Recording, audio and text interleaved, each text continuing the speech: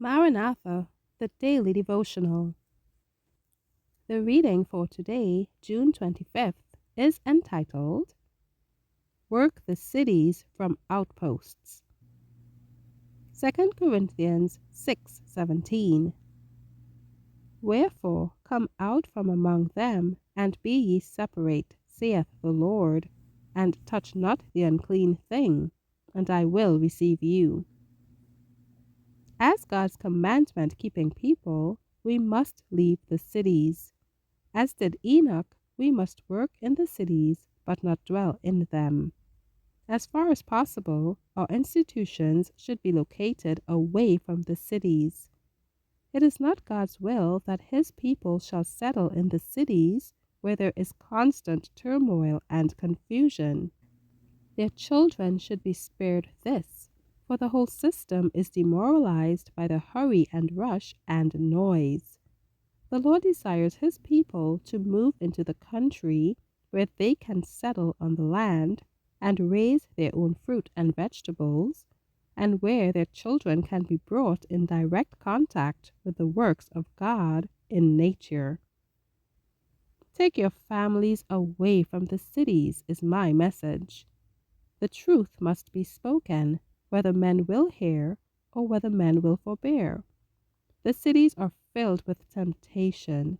We should work our plan in such a way as to keep our young people as far as possible from this contamination.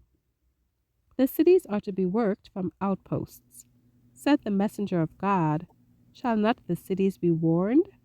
Yes, not by God's people living in them, but by their visiting them to warn them of what is coming upon the earth. When iniquity abounds in a nation, there is always to be heard some voice giving warning and instruction, as the voice of Lot was heard in Sodom. Yet Lot could have preserved his family from many evils had he not made his home in this wicked, polluted city. All that Lot and his family did in Sodom could have been done by them, even if they had lived in a place some distance away from the city.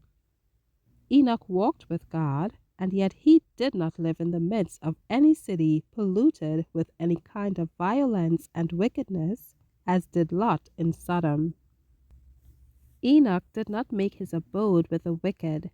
He placed himself and his family where the atmosphere would be as pure as possible. Then, at times, he went forth to the inhabitants of the world with his God-given message.